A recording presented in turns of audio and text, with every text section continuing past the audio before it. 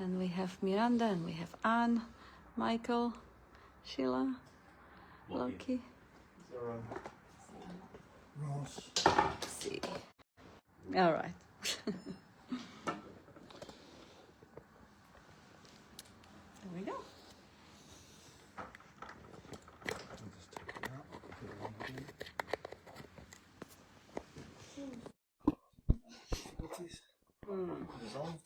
Okay, yeah, so sorry for the false starts and issues.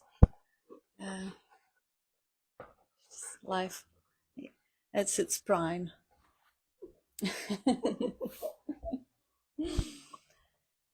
And it has to be this way. Life has to be this way. It has to pain up. It has to go up and down. It has to be winter and summer, and cold and hot, and the sickness and health. Otherwise, there is nothing. So it has to be pain and pleasure. It has to be joy and sadness. Otherwise, there is no experience. For anything to be experienced, it has to be known. It has to be isolated or separated on the background of its opposite. So to be able to experience health, we have to know at least sickness. To be able to experience winter, we have to know the absence of winter, which is summer or spring or whatever. Something that the whole body is wired to acknowledge or notice or experience. Something. We experience things. In the sphere of seeing, we experience objects of seeing. In the capacity of hearing, we experience different sounds or absence of sounds. So the whole dream is about the ever-changing, never-changing experiencing, never-changing experiencing and ever-changing experiences. So that's why we call it dream, because you can't even say how real or unreal it is. Experiencing is undeniably right here, right now, and is always right here, right now, anytime you look, anytime you check. But experiences are not lasting. No matter how long you're sick, you're gonna get better or worse. No matter how hot it is, it's gonna be hotter or less hot. It's gonna change. No matter how many blissful states you had in the meditation or in ashram or wherever, that one is also going to change. Everything that has beginning and an end is just a fleeting experience. But the capacity for experiencing, the capacity for being alive, the presence itself, that one never changes. And that one is what the non-duality points to, like a basic screen, or like the emptiness, or the source energy, or the heart of existence. The capacity for being alive, the capacity for presence. And in Hindu scripture, they call it Satchitananda, being, knowing, loving to be. The awareness of existence is joy or bliss or stillness. And that awareness of existence is there all the time. In that awareness of existence, there is the equipment playing up, and there are different things coming and going. There is weather coming and going. There is a sunny day and a rainy day. There is a positive mindset and negative mindset.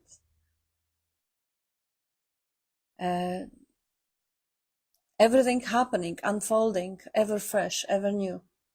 In Buddhist scriptures, they call it non-conceptual, ever fresh presence awareness. Just this and nothing else. Pointing out that nothing else is real. Only the presence awareness is real and nothing else. Everything else is Maya, is appearance, is illusion, is the emptiness that is form in its essence. Oh, the opposite. Well, they one anyway. So the form which is emptiness in its essence, and the emptiness which is form in its essence. Because the moment the emptiness takes form, it appears to be form. And yet its capacity is shape-shifting.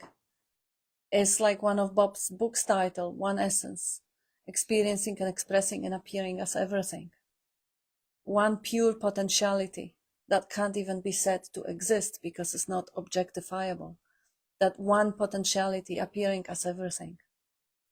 Realized as every fleeting thought or mood or state of mind, or experience, or sensation, or perception, or so-called appearance of material object or anything. Those are all appearances because the capacity for experiencing is there. If not for that aliveness, if not for that presence, nothing could be known or experienced in any way.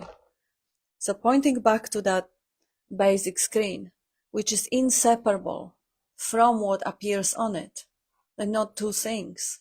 When we use language, we point to two things. There is an experiencing and there is a content, or there is a seeing and there is a content, as if they were separable. They are not. You can't separate that which you are seeing from the capacity for seeing. They inherently one. You also can't separate yourself as a seer from the capacity for seeing, because if the capacity is not there, there is no need for a seer. There's no point of even labeling it. And if there is no machinery through which the capacity can be executed, then of course there is no capacity. So that separation of experiencing and the content, seeing and the content, and the seer and the hearer is only conceptual. It only comes because of the nature of language. Language is being designed to objectify and label that which is being objectified. So if not for the language, like there is a cat meowing here, there's a form of language too, but there is no division in the way cat is processing the world. It doesn't have to put symbols on anything that it is seeing. So it is naturally drawn, like a little baby, naturally drawn. The attraction and repulsion, the attention is moving wherever it is moved to be moving. And there is no narrative, there is no commentary taking credit for that movement. So life is spontaneously unfolding through the body of a cat, through the body of a tree, through the body of a planet, through the body of a cells in your skin. The life is unfolding through the vehicles available for it, for the life to experience and express itself. And one of those vehicles is also the cognitive capacity, the capacity to label, to put, to separate with words, with symbols. There is also life experiencing and expressing itself. And even the concept of separate self, which can't be found, but it can be conceptualized and believed. And when it is believed into existence, it appears real, it feels real, it feels like there is someone there running the show. Just like there is a belief in a God Almighty or angels or devils. When the belief is there, they appear real, they feel like they are existing. Like there was a belief, Bob often brings the example of flat earth. People believed it. There was no way anyone would board the ship and sail towards horizon. They're not crazy. They don't want to fall off the edge. Only when that belief changed, those actions were possible. So belief makes real seemingly real, makes seem real. I know quite a few people who are absolutely fanatical about their beliefs in regards to health or dietary or political things. They know for certain. They're ready to kill for it.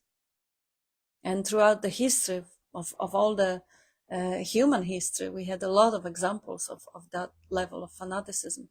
And this is all the same mechanism. Believing that there is a separate self and this is I is just the same.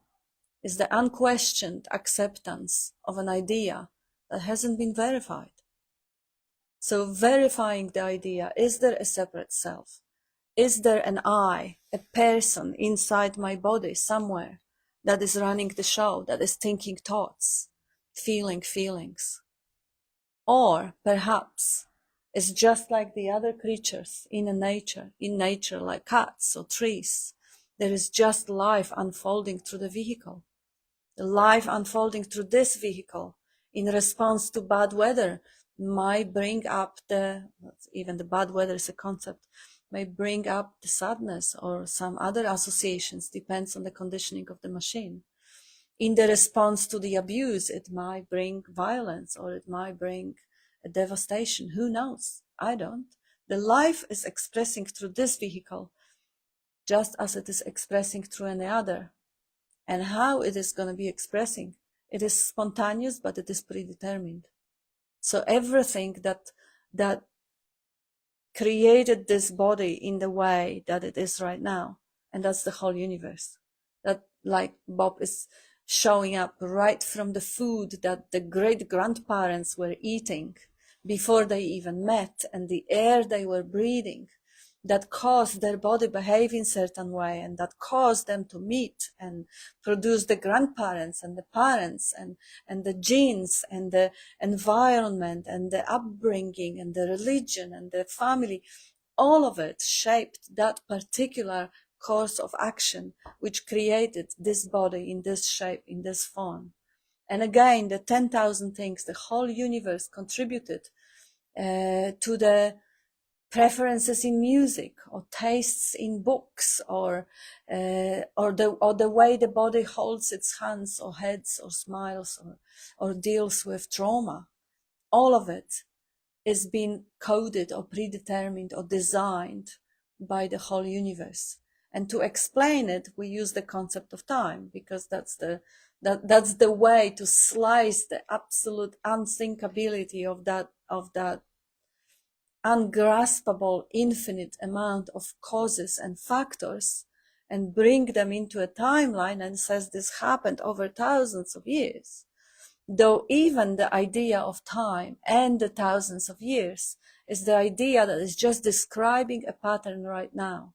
So the thousands of years of great grandfathers are just the explanation coming up now. So it really is a mystery how life is experiencing and expressing, is dreaming itself a vehicle for the experience and expression, and is using this vehicle the way the whole universe allows it to use. In a cat will be meowing, with the dancer it will be dancing, with the tree it will be doing the tree things, and with the human body, there is again the infinite amount of ways in which every moment that life experiences and expresses itself. And then again, including the illusion of a little driver of that vehicle, a little thinker of the thoughts. But that illusion of separation, of a thinker, of someone there inside, my ego, my soul, or my whatever it is, causes psychological suffering. Because if there is someone inside, and that someone inside is me, then now the whole survival mechanisms attached and designed to protect this machine are my problem now. So now the life is one big problem. And that perspective on life is the perspective of psychological suffering. There is not much room for appreciation, for love of being, if everything is translated into a complaint, into a problem. There is something wrong with me, because the mind, as its nature, the survival mechanism, again, is designed to optimize. And to do that, it compares. So suddenly I'm comparing, oh, she's nicer, she's slimmer, he's richer, or this shit, everything's wrong with me. Or perhaps I'm thinking too much, other people don't think that much, or maybe whatever. The whole mechanism that keeps the body alive and keeps the body functioning optimally now is turned against it, because suddenly its mechanisms of evaluating and judging are now being taken personally and believed. And that belief hurts. That belief is isolation, separation. There is something inherently wrong with me. How can I fix it? Maybe I'll go and do the retreat, or the course, or sit and meditate every day for 2 hours, or maybe I'll eat clean, or eat something else. And unfortunately, the base of the whole conundrum is wrong. It hasn't been questioned. There is no one there who is inherently wrong. There is no one there, full stop. There is no one there who is inherently right either. There is no one there, full stop. And if there is no one there, if it is just life, speaking with that accent, because it doesn't have any other vehicle, looking with that eyesight because it doesn't have another vehicle through this one, thinking this particular line of thoughts because that's what it has been conditioned to. No one doing any of it. So whose business is it? Whose problem is it? Even if the life is designing a thought that, oh yeah, this body should be slimmer, richer, nicer, younger, whatever, that one is not personal. That is just a habitual way of narrating. None of my business is not a problem to anyone because there is no one there. So discovering, looking at life, looking at the world from that perspective of just being that space-like awareness, just being that sphere of dreaming and discovering what is life gonna serve? What's the next thought gonna be? What's the next weather gonna be? What's the next feeling? What's the next response to the weather, to the feeling, to the event? I wonder. Life as the space, it does nothing. It doesn't even gravitate towards that which is more pleasant and resist that which is less pleasant. That's the body does that. Space doesn't do anything. It unconditionally allows everything. It doesn't even do any allowing. It doesn't do full stop.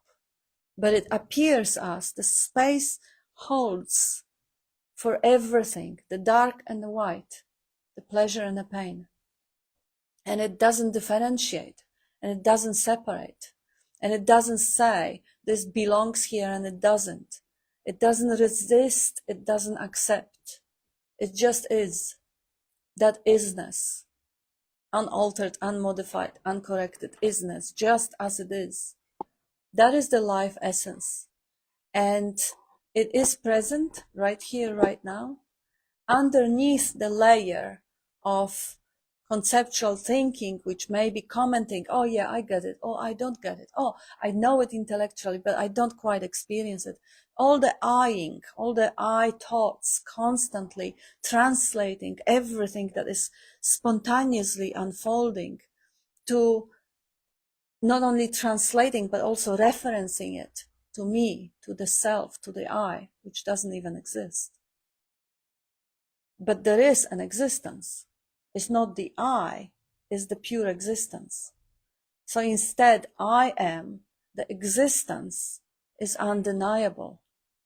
But the mind, because the mind is words, the mind is just thinking, the thinking capacity and its capacity to narrate or translate into a language, that's how it is conditioned. It translates the sense of existence to the words I am, to the thought I am. So the I am is as close as you get to that pointing out that pure existence, that pure aliveness. Though the thinking capacity doesn't stop there. It doesn't say I am full stop. It says I am this, I am that.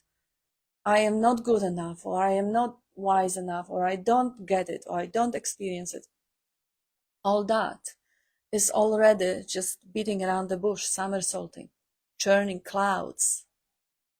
I am full stop. That is the final truth or realization that I am. Surprisingly so, a lot of people completely overlooks the fact of existence. They take it for granted so much that they don't even acknowledge that, oh wow, that's not a small thing. Hey, wait a minute, there is an existence. Luminous, radiant existence is here right now. I am, I exist. Wow. Straight away, the mind or the thinking capacity goes towards objectifying it. Yeah, I can't really objectify the M part, but maybe I am a person, I am a woman, or I am a man, or I am this nationality, or this race, or this color. That is all costume. That is describing a costume, a vehicle. It's like describing your car. You're not your car. But the thinking capacity, this is its nature. It objectifies, relates, compares. That's what it does. So realizing that because you are, the thinking can even do it. what was it, Descartes, I think, therefore I am. It's quite the other way around. You are, therefore the thinking is even possible. The thinking happens because existence is there. Existence can't be denied. You can't pause it. You can't stop it. You can't even imagine non-existing. So the existence is that basic screen, largely overlooked, underestimated, and in the search for pleasant experiences, for experience of enlightenment, liberation, fulfillment, whatever the name, the final truth or the miracle of existence is completely ignored or overlooked. And it happened through the conditioning, relentless conditioning, learning of that little body mind, through imitation, learning the language, eating the fruit of the tree of knowledge of the good and evil, and losing the paradise by learning language. Now, this is an object, and this is an object. This is not I, and this is not I, and this is I. Now we have the separation. This is good, I want more of it. This is bad, I don't want it. And the whole suffering came into life because of that relating. Bob would say relationship. Relating everything to the imagined self is the source of all psychological suffering. There is no one there. There's no need to relate things. When the cat, there's a cat here, when the cat is feeling like, step on its tail and he will run away. Or when he's, don't do it, come on. When he smells the food, he'll be attracted. That attraction, that repulsion is life spontaneously expressing through the body of a cat. And there is no narration. There is no relating. Oh, this is happening to me. Oh, it shouldn't be happening to me. Oh, what do they think? Oh, do they like me? Or do they don't like me? Or do they judge me? None of that takes place as far as we know. And we can see the joy of being, the level, the quality of presence is always engaging with what is happening. He's always alert. He's always here.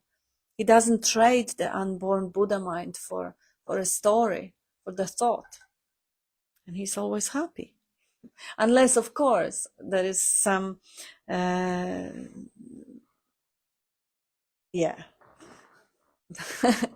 kick or step on the tail. If there is anything that the vehicle needs addressed, the attention goes and prioritizes the vehicle. And that's also natural that the survival instinct of the body-mind machine, which is a vehicle for the experiencing. Without it, life can't see. It's blind, can't hear. Here's my baby.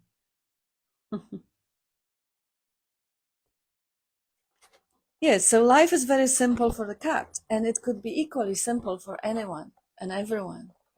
Just to realize what is inherently there and what is prior to everything else, what really does count in the whole conundrum, what really is to be, Bob would say, give credit where credit is due, what really is to be in the heart of worship. Like he would also quote Muktananda. He spent some time there in the ashram, I think, over 18 months, where he would say, if you knew who you are, you would bow to yourself. There was some other things added to it, but the bowing to that self, that aliveness, that truth, falling in love with the reality, with the miraculousness of that radiance, and just being that space of loving to be, and realizing that loving to be is what you are, is your essential nature. If there is nothing standing in the way, if the vehicle doesn't call for attention, or if the mind is not chatting away and taking this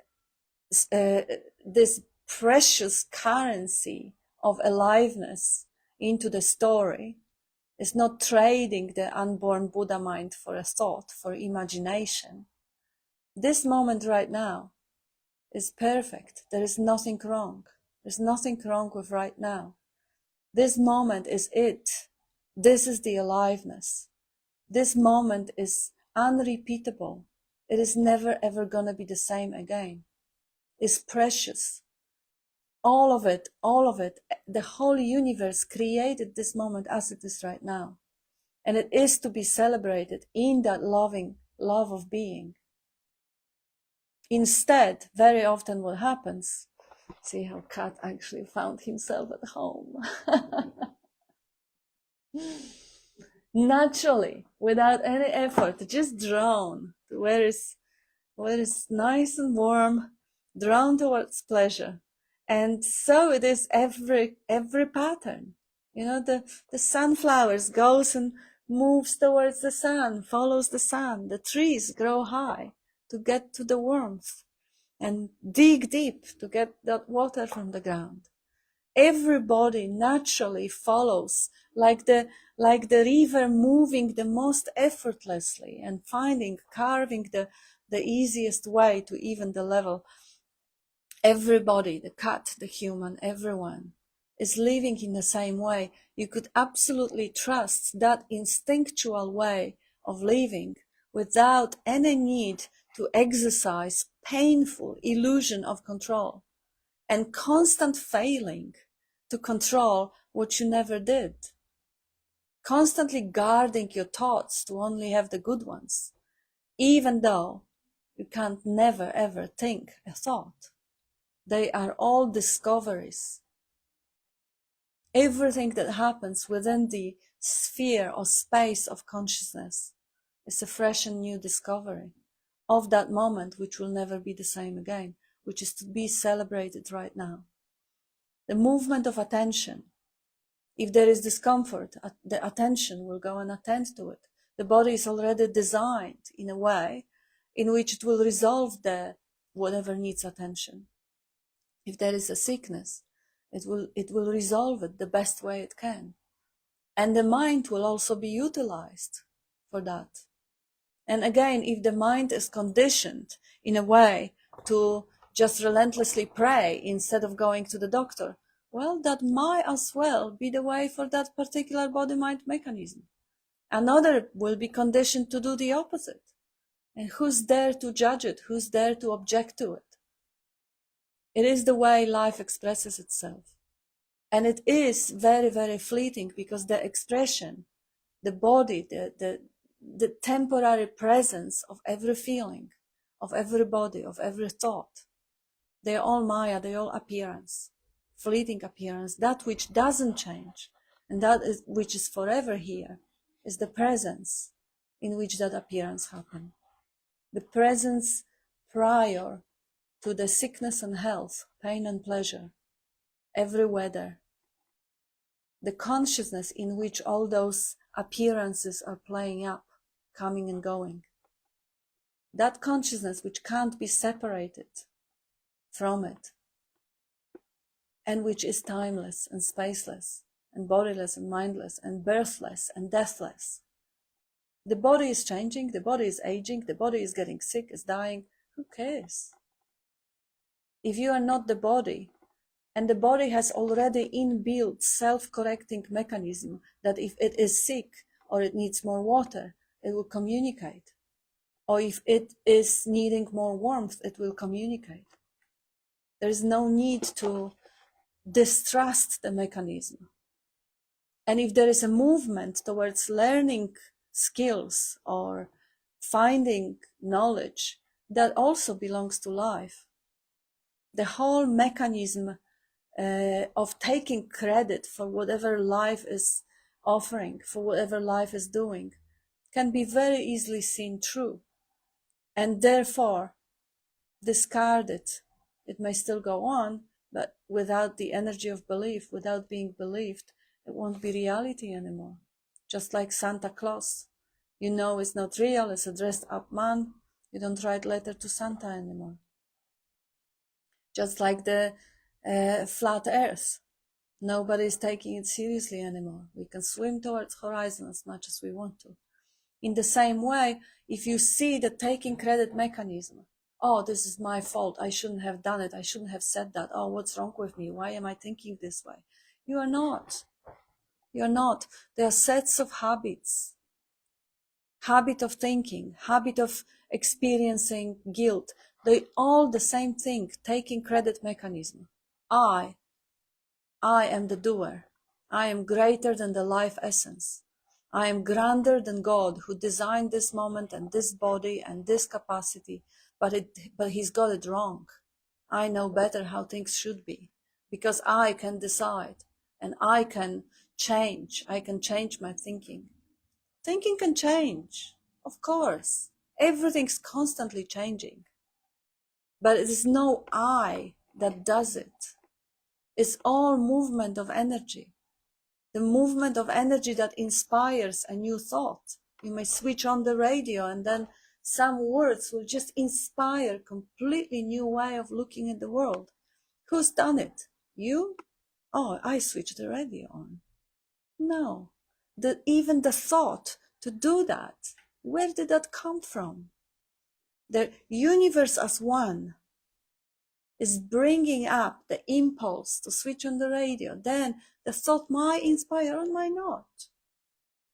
The inspiration to change, to learn, to do, to not do, all of it is just the whole universe moving as one, as whole. And that universe, that wholeness, that content of the experiencing or the content of consciousness is inseparable from the consciousness itself. And that consciousness, as far as you can say in your own experience, that's more you than anything that you can objectify in it.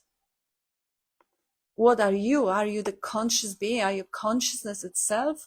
Or are you maybe your arm or your leg or your thought? Obviously, you more primally experience yourself as the consciousness than the body or the thinking. That's experienceable. That's not something that you learn and believe. To experience the body, you have to have mental image of the body. You have to remember the body. Unless you are in a huge pain, but even then you don't experience the body, you experience pain. And then the mental image of the body or location of the pain follows. But knowing, the knowing of existence, the being conscious, that one doesn't have a limitation of the body. That one doesn't end when the skin ends. Look at the capacity for seeing, where the seeing ends. You can look out the window and say, oh, I can't see further behind those trees. Well, potentially, the seeing doesn't end. You go to the desert and you just see open space. The seeing and everything that it contains is appearing in you. The whole gaze is appearing within that consciousness that you are. The hearing, you can perhaps hear even further. And you can imagine that there is yet further. Like you can imagine on the other side of the world, there are sounds that you can't hear. But even that imagined worlds are appearing in consciousness. Everything that is ever experienced appears in the consciousness that you are. So the whole world, the whole universe is appearing within you. The multiverse, the universe including the multiverse of imagination, imagining other places, other planets, other beings, some cosmic beings or some UFO, whatever it is imagined, it all appears within that sphere of knowing, within the consciousness. And it all appears right now, right here, in that beautiful, unique present moment, which will never be the same again. So bringing back the capacity for experiencing and recognizing that it is there only because you are. Before the Abraham was, I am. I am is primal. Before the religion, before God, before the universe is I am. Without that I am, there couldn't be a religion, science, there couldn't be a body, there couldn't be anything. And the same I am appears in a dream as you go to sleep, and this world disappears. And another world appears, and another body in that world appears. because your body is sleeping and the eyes are closed and the lips are not moving. But in the dream body, you may be interacting in that dream world. But the I am, the sense of presence, the same sense of existence, the consciousness, that one doesn't go anywhere. Different world appears in it. The appearance is constantly moving, but the consciousness is the same. And that sameness, that consciousness, that awareness of existence is in which there is no separation. Because it doesn't have any flavor, it doesn't have any form or shape or limitation. All that appears in it, the concept of limitation, the concept that, but my body is separate from this body or that body, that's just a thought appearing in consciousness. As far as the experience goes, everything within my gaze is within the consciousness that I am. So how is it separate? And then your experience of presence is equally neither sweet nor bitter, neither hot nor cold. It doesn't have capacities, qualities. It can't be divided. It can't be limited. It can't be described. It is beyond words, and it is pre-sensory, prior to senses. And that we share, or we can't even say share, we can't even say we, because even the we and the sharing implies the division. And it is much, much, much simpler. It is just really bringing it back to the fact of existence and rejoicing in it. And being open and seeing what's the next expression of that existence is. What's the next scene is going to be. What's the next thought, next feeling. And just, show me. Okay. And just living in that perpetual state, the natural state of loving to be or appreciation for whatever appears. Even if there is a pain appearing and the attention goes straight away to it, there is a room for the appreciation of a brilliance of that movement appearing right now. I got a little bit of a pain. Yes, so I think that's enough for the introduction. Would you like to add a word? There's not much more to say other than what you said. It's all about bringing it back to the fact of existence. And you could all just take a moment right now. Can I not be? Wow. Wow. We have all sorts of words for it. Existence, life, consciousness, whatever. They're just words. They're just sounds, symbols, whatever. But there's nothing that supersedes or replaces that which you can't name, put your finger on, that I am. Even that's too much when it's said. Just wow, there's stuff going on. Wow, what the hell? That is just amazing. That's amazing.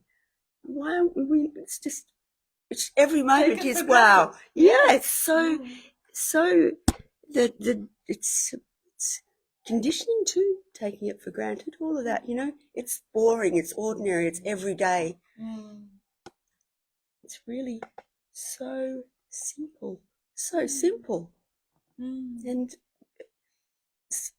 some in the dream seemingly spend their entire lives searching for something, that's never left. They've never been anything else. Yeah, just wow. Yeah, That's a beautiful, energetic additional completion to it, because it has an energetic component. It has this loving to be part of the component, which is just really joy, which is wow. Yeah, you add some wow. No? Okay, I have a couple of comments here. Some good morning comments, and Ben says, I get everything. You understand everything, Kat, and we are neither dumb, he says. And Tanya says, how could you look at fear?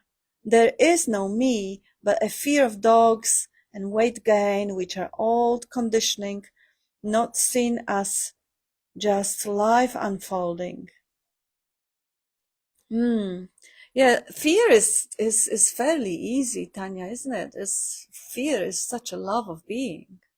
You know, fearing whatever it is. I mean, of course, it may be the whole machinery may be a little bit dysregulated or misprogrammed, because, you know, sometimes the phobia is still a fear, but it's unreasonable.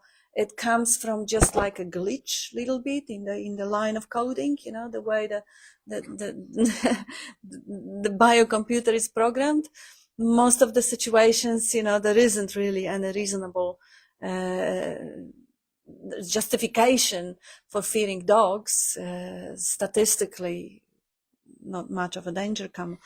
Or weight gain, you know, that's again, if you go back to the heart, you see there is a love of being which wants the body to be safe. That's a desire for safety. That's a love of being appearing as the heartfelt, loving care wish for safety. Same with the weight gain. Of course, you know, we all know that the moment there is an obesity, there is a potentially a lot of discomfort, starting from being less mobile, for having all sorts of medical conditions, societal judgment, you know, love of being, of course, brings the wish for the body to be optimally healthy, as good looking and wealthy, and as well taken care of as it is possible. So this, in the heart, the intention of loving care translate through the mind as the negative narrative of complaining. Oh, look at you, you stupid bitch. See, you eating again. You shouldn't. You look ugly. You should exercise. You should stop. Again, this is a translation. This is a machine which is supposed to look after the way, look after. It doesn't. It goes on autopilot. It just narrates the loving care and translate it into the language of symbols and words. So yeah, watch it, learn how the mind functions, learn how quickly the beautiful loving intention is translated into a complaint and judgment and criticism, and laugh at it. Laughing is the best exorcism. Go back to the loving to be, to the heart, to the intention, stay with that intention, enjoy it. Enjoy it. Oh, of course, I want my body to be the best it can be. Ah, yes. That feels good. And then you go to the mind, shit, you know, it's ugly, it's stupid, it's ugly. No, don't go there. Don't go there. Just stay in the love of being. And Ben says, oh no, no comparison. Just be said angel. And Gilbert says, the illusion is that we can describe everything, and the actuality is that the word is not the thing. A great quote from Bob. What are you trying to describe now? Beautiful. And that which Bob would give countless spiels trying to describe so skillfully and so beautifully.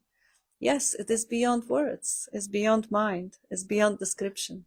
And thank you, Gilbert. Though it offers particular frequency, because the description is really to bring back the long forgotten tune, because everyone was born into the pure existence, unadulterated and uncovered by thought, in that unborn Buddha mind, which later on gathered all the rubbish on it and got covered, and the conceptualized framework of the cage of myself and me and whatever. So it is really just a reminder. That's what the pointers are. And Jay says, good morning. And Kim, when this integration comes, the suffering is life. It's not organized the way the mind likes it to be or wants it to be. That tsunami of consciousness wipes out the mind-made reality. That's beautifully said. That's really lovely. Thank you. Yeah, that tsunami of consciousness wipes out the mind-made reality. And you can actually see the reality, the seeming reality, the mind-made reality, the constructed reality, the imagined reality, the reality of thoughts that isn't really a reality at all. And Martin says, lots of love from love. Yes, lots of love to you, Martin. And Byron says, way too much talk. Don't you feel it? Very simple solution, Byron. Just click that end and put the phone down. You can't not realize it. I'm sure you do. Oh, the irony. Yeah, beautiful. And Kim says, derealization and depersonalization, you feel that I don't exist. Meditation can bring it on strongly. Yes, it can. Or sometimes walk in nature, or sometimes looking in the eyes of a pet. You know, that life is unlimited. Anything and everything. It's not one size fits all. And Byron says, but what drives all this talk? This is a good question. There you go. Does it have to be something? Yeah, it's only life. Life drives all the talks. Life drives the breathing, the heartbeat. What is the feeling below all this talk? Yeah, the feeling is, if you look down to the bottom, is always Sat Chit Ananda, being, knowing, loving to be. How to express, Byron also says, how to express the true feeling, that heart, without all this talk. Yes, Byron, you have to ask yourself a different question. Do you have a choice? Or you just get out of the way and let life do it the way it does. And it will do it through singing if it is the bird, and through talking if it is cat, and through maybe clapping the hands if it is a little Johnny. Who cares how life does it? It's none of your business. See how life is going to do it through you. I see it as doing it right now through typing. So yeah, wonderful. And Tanya says, thank you, Kat. And Byron says, isn't it nice to come together in a nice and wise community and have a bite to eat? You are most welcome to join us after the meeting. We usually go for lunch to a restaurant. If you are nearby, you are most welcome. Yeah, we're going to have a bite to eat. And that's it for the online comments. So now, you guys, anyone? I'll just lock it. Oh. I think.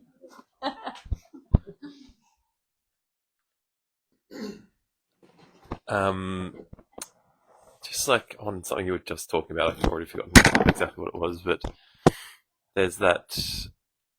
Again, I've been noticing lately just that kind of that longing, like that. I don't know. It's a cliche, that kind of that deep longing for something, and it's like if I tried to name it, it's for I don't know, freedom, whatever you want to call it, and seeing that express itself in my life, in thought, in ways that are ultimately kind of frustrating, like thinking about, you need financial freedom, or need like freedom in terms of space and where I'm living, or all of these expressions that are ultimately futile in thought of trying to satisfy this underlying longing for whatever it is which is driving me to be here. And recently I've kind of just been sinking back from that, the longing for freedom from something, or just back to like the pure sensation of longing. And it's not by any means an unpleasant feeling when you when you think back from it kind of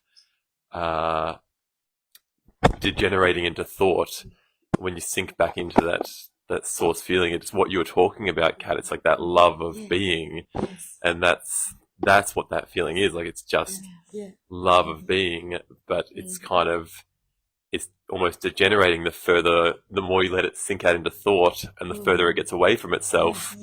It's then the thought becomes as though it's trying to get back to that, but it's continuing to go in the wrong direction, which is away from itself, is what it seems like. And lately I've just been sinking back into that feeling. It's very much in the chest feeling. And then from there, I've been kind of inquiring, like, who is or what is the one that's longing, or who or what is the one that is doing this. And there's just a beautiful collapse into, there's no one there. It's just, there's just a collapse, and there's that energy is kind of pointing directly in on itself almost. I don't know how to phrase it, but it's, that's what all of these like thoughts are attempting to do, but they keep pushing in the wrong direction. Absolutely. The more you identify with them or attach to them. And just this simple looking, it's like the love is turning back on itself in a sense. It's not really, but that's the closest I can describe it as. And yeah, because I've been practicing self-inquiry for ages, and it's what I realized almost was that a lot of the time, if I'm feeling negative emotion, I'd be like, okay, well, who's feeling this emotion? And I'd look and I'd see there's no one there. But almost like within a heartbeat, there's me that's looking to see that there's no one there. And so there's still a subtle two, even though it was quite like, the charge is gone and the emotions just seem to just be like patterns of energy. There's still a subtle two that was going on, and something now seems to be happening with using this or observing this longing, where there's not even I see there's no one there. There's just collapse, just longing, just like that beautiful energy. Yeah, it's lovely, and it's just everything seems to stem from that, as you were saying, Kat, like the fear, the anger. It's all just it's just a love of being, kind of expressing out away from, I don't know, away from itself. It seems, but yeah, that's all. It's lovely. It's lovely. There's nothing unpleasant about the sensation when you get to the root of it. It's lovely. So, thanks. Gosh, that was beautifully articulated, huh? That was just so heartfelt. It was just beautiful, and it's describing this longing, seeming lack of or need to get something or change something. It's just really, when you take a close look, it's just love. Yeah, it's exactly as you said. Yeah, and it's not. It's the thought comes, oh, it's painful or it's uncomfortable. When you look, it's really not. It's no different from love. It's just, and the illusion of being further away.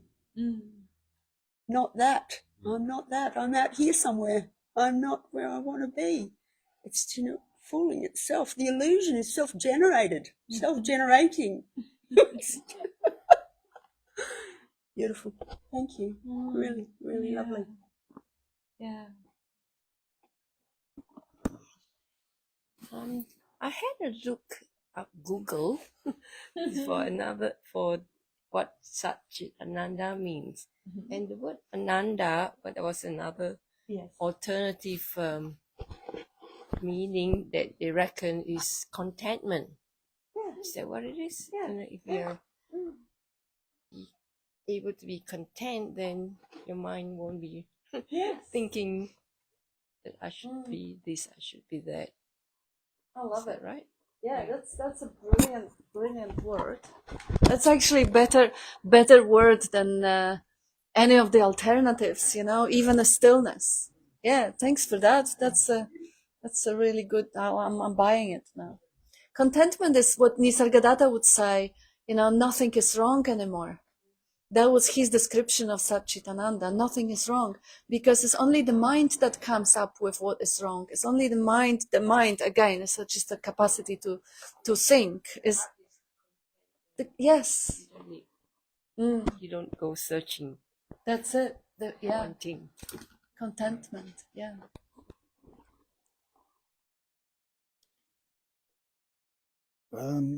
We're talking about this, what Longchenpa called this precious treasury of the basic space of existence. So we're all here now in this basic space of existence, and it's a treasury. All the treasures are in this space. And it's amazing too, because if we're not cognizant of what's in this space, what appeared a moment ago disappears. It's gone. And this space, although it doesn't have any boundaries, clearly things disappear from the view that whatever the view is, it's appearing naturally, the natural view. The view through two eyes merges into one, and the boundaries are very vague. But Zoran's gone. What's happened to Zoran? He's disappeared. Definitely gone. And things are disappearing all the time. They just come and they go. It's amazing, the treasures that appear and disappear. It's magic. But it's also clearly a dream as well. And how we can look back at it, as the Buddha suggested, as dreams, illusions, shadows, bubbles that just appear and then disappear. And the Ananda, the bliss of being, the content of it all is as was Contentment. Yeah, contentment. That's the whole lot. The contentment. Not wishing to be anywhere else, but in this precious treasury of the basic space of phenomena.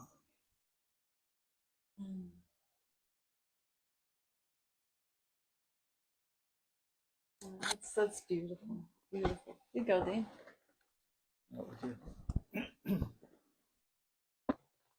Good.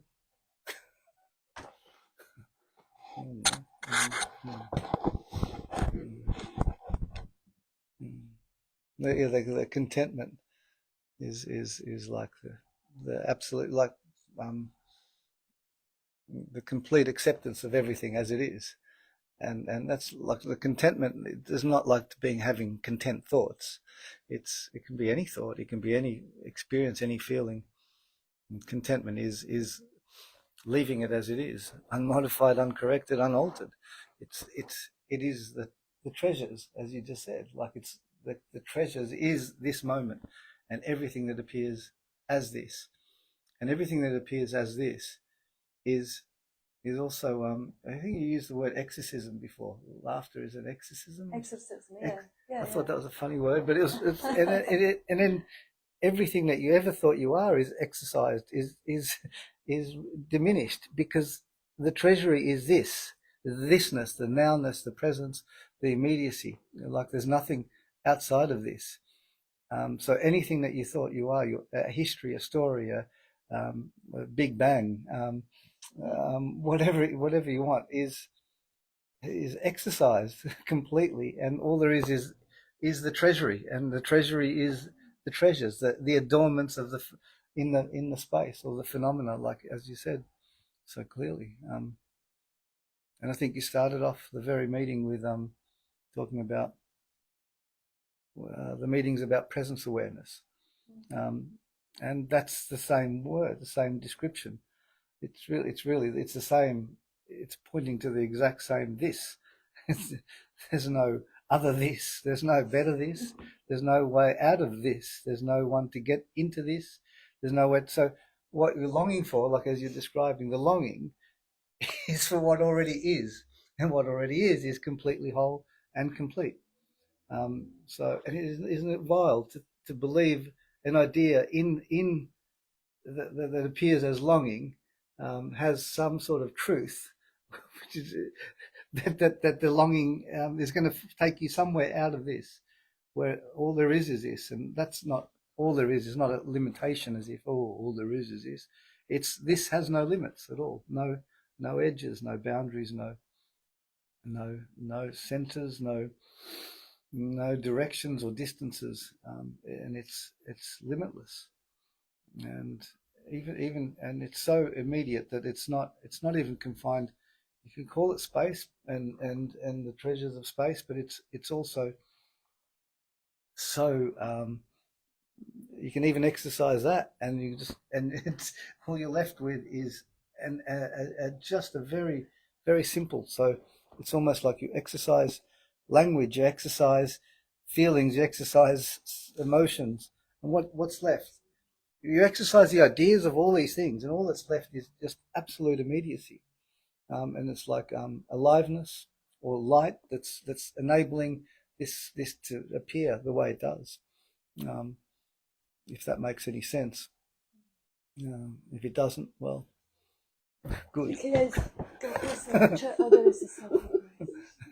Doesn't make any sense to me, because there's no one that can make sense of stuff.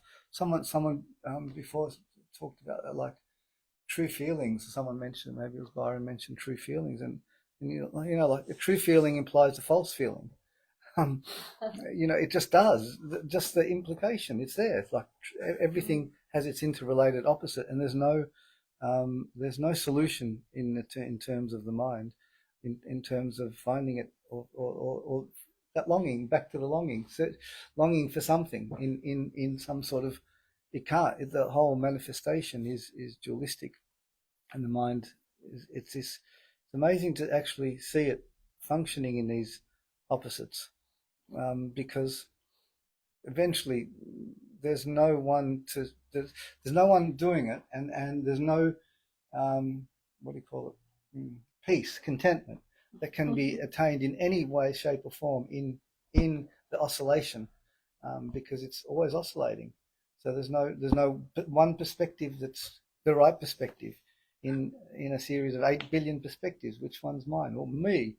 It's ridiculous. I mean, and all these oscillations are fruitless in that sense, and all that's left back, even the oscillations are exercised and eliminated, and all that's left is this again. And this is the treasury, is everything in this without the labels, in a sense. It's just another way of describing it, but I think I'll just stop now. If anyone's got any disputes, any questions, any arguments about it, well, send it to management.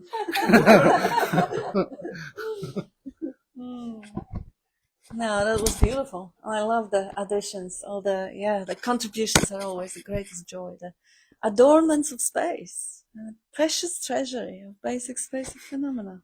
So that was one of the last books that Bob would go through. He absolutely loved it. There's ancient texts that he would sometimes just entertain himself with, just for the vocabulary, because there's nothing that he could ever learn from it.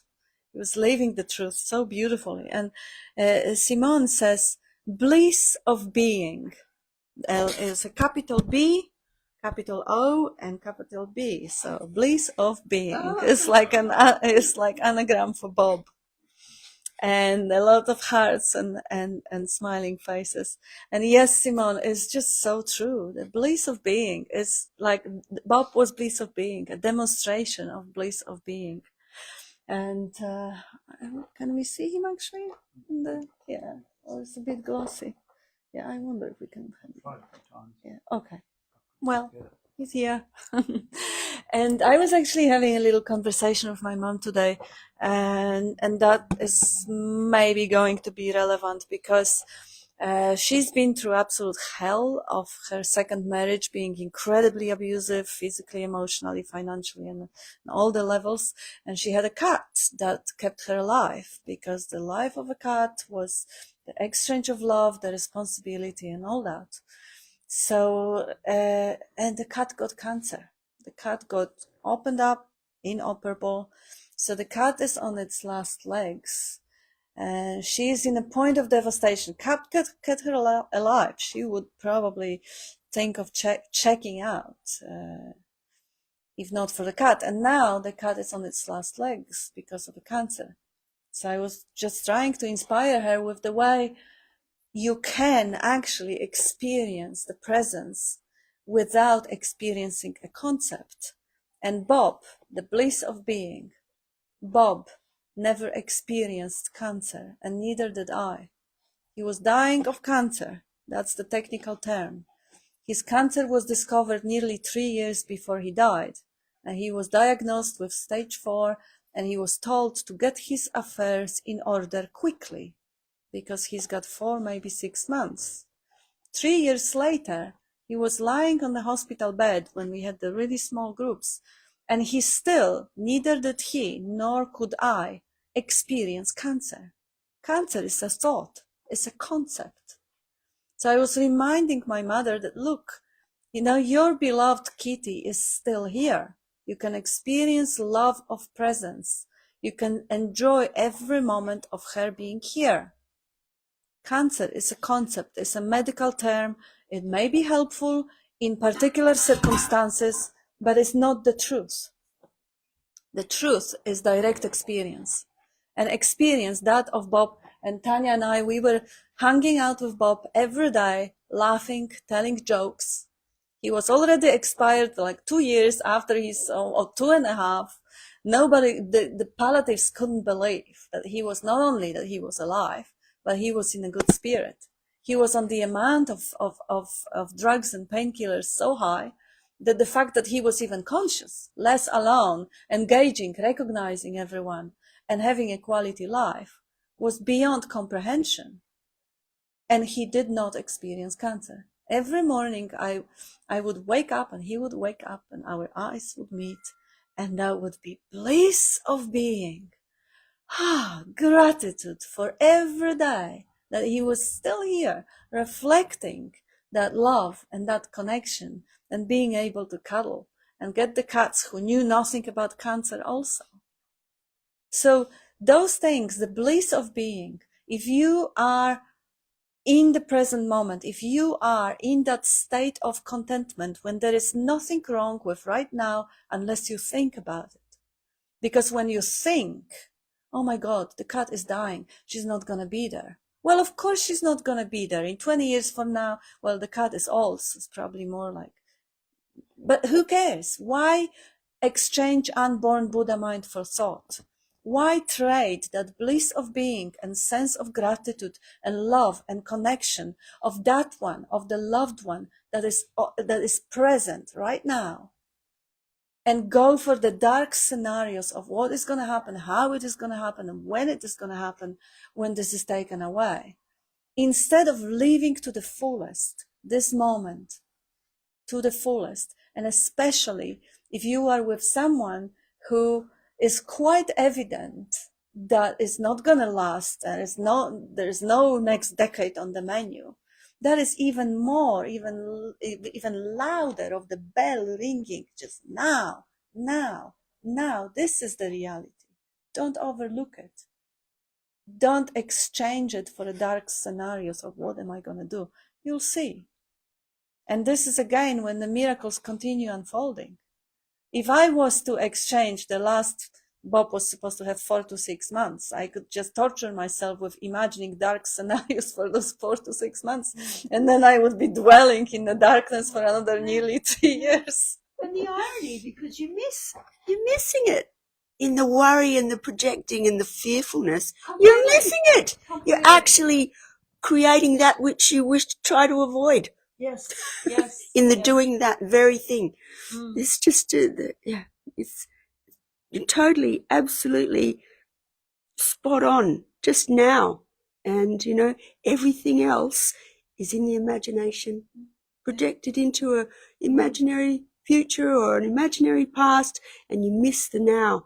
And all that stuff you fear, it may come, it may never come, you know, not how you expected, but hey, cross that bridge when you come to it, if it ever arrives, and enjoy what's now. Yeah. That's it.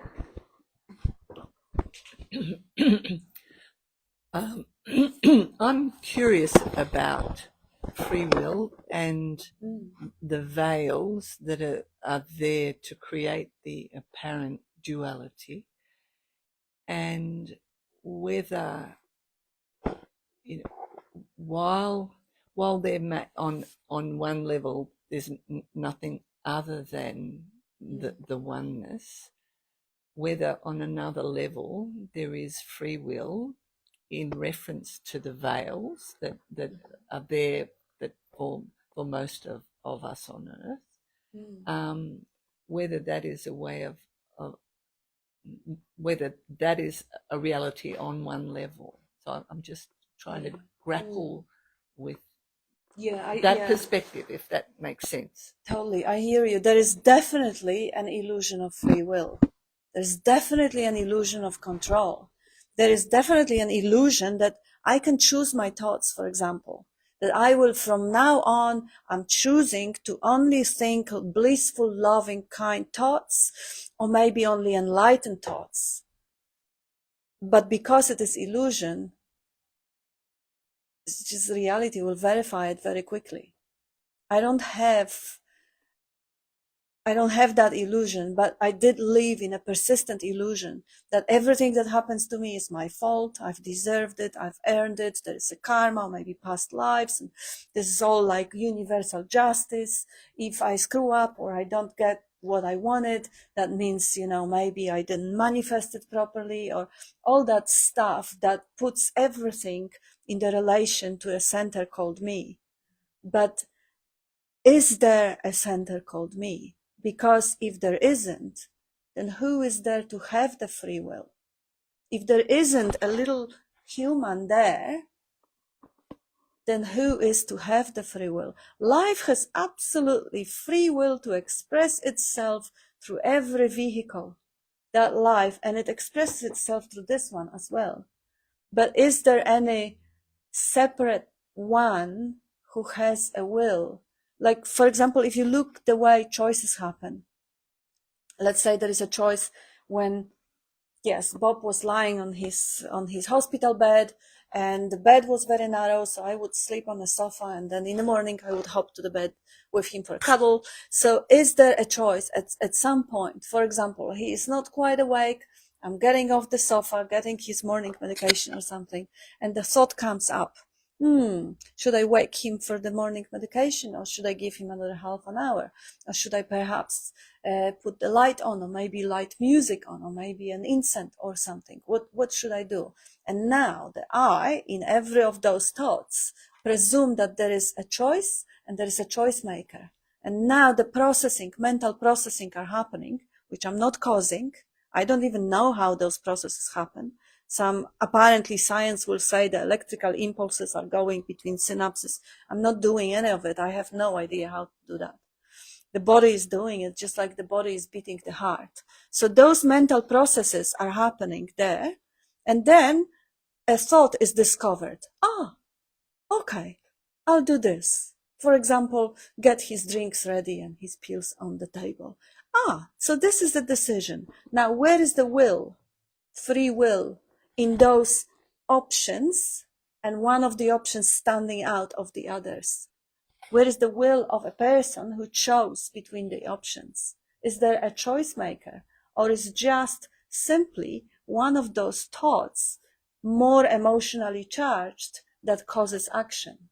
Now, 4 different options, and one of them, suddenly, And the body gets up and it puts the pills and the drinks. How did that happen? Did I do it? If I did it, how did I do it? And who is that who did it? Because in the experience, it's really just, the eyes are opening, the room is showing up in the field of seeing, the thoughts are showing up in the field of thinking or the cognizing, and then some of those thoughts is charged enough to get the body up off the bed and walk. There may be another one, might be sensation showing up, like the full bladder, and it gets body right to the toilet.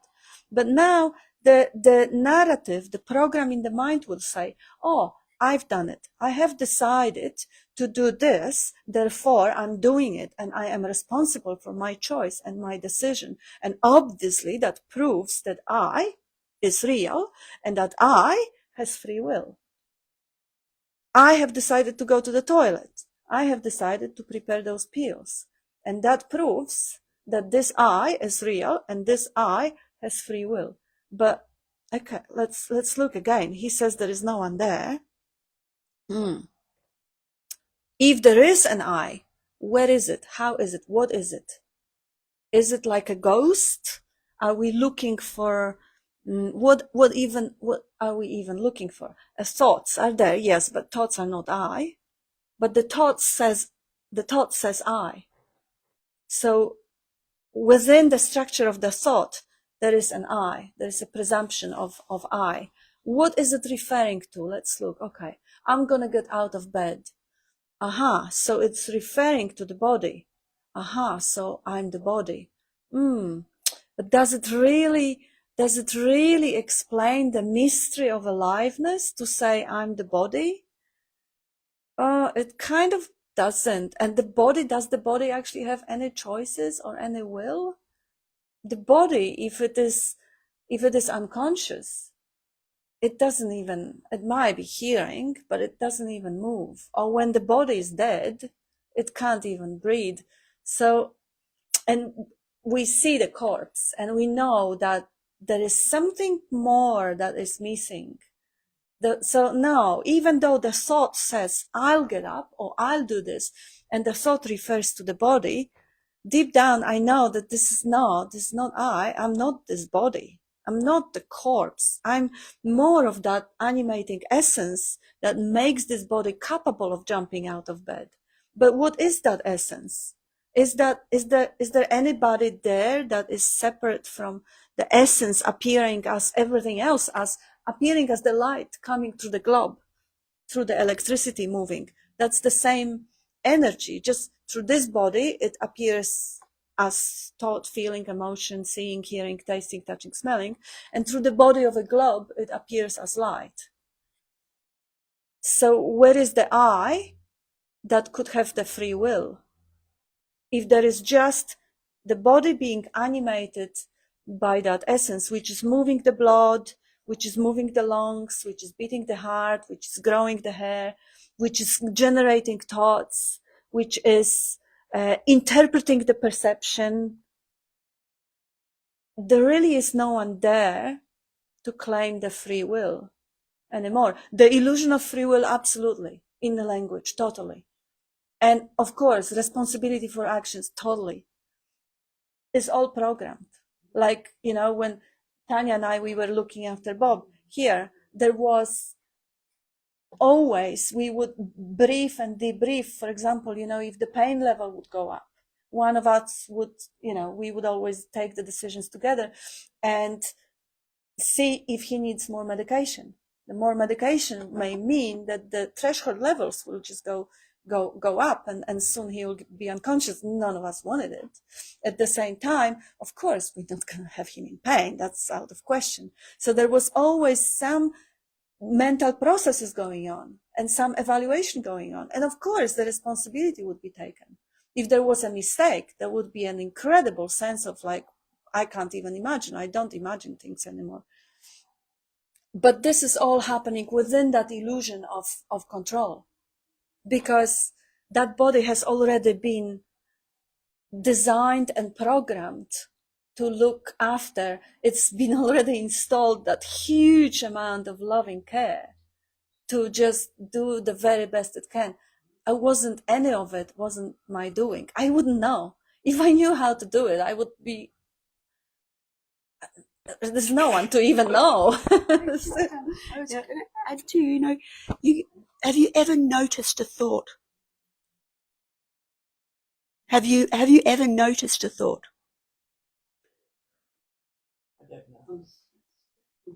So even if you're noticing a thought, or you become aware of a thought, or it appears to you, or there's a recognition, you didn't put in play a process to create that thought. It's just appearing. There's not even a controlling of the thoughts. You're not even creating your own thinking. Yeah. So how can you possibly have free will? But the illusion is there. I've never really experienced free will, so like that illusion. So, in a bit, I'm going to actually ask you sort of why you think it's there, because I need to understand people better to get the other side of it. But I guess in my 20s, I just sort of had this notion it was a mechanical universe, and there was mass going at different rates, and whatever got there first would happen. Now I wouldn't. That's imaginary. That's an imaginary thought. That's the thing. There's no way of proving that. But I'd backtrack on a couple of things because, and Katna's the name of one of the experiments that shows that.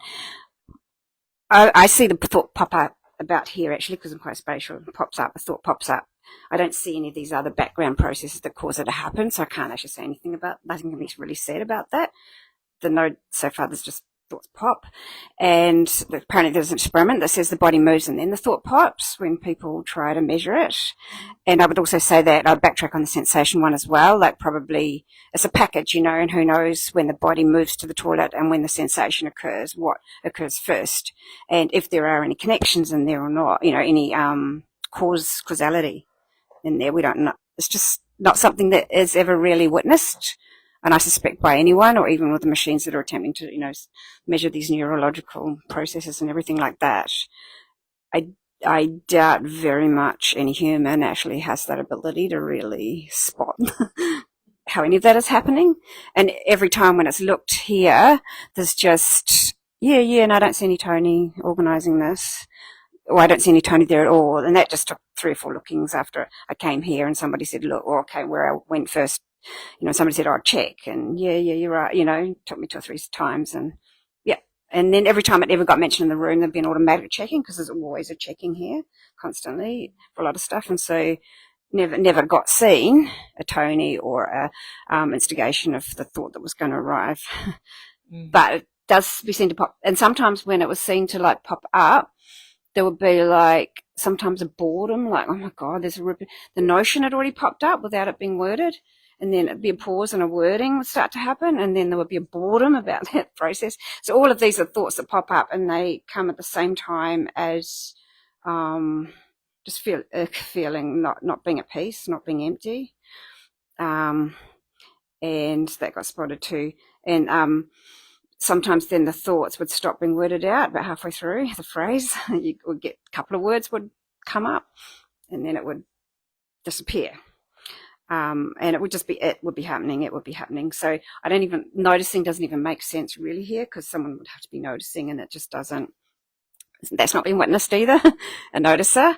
The idea of going back to watch the witnesser doesn't make sense here, because really all there is when when you really, really look, there's just like an oil painting.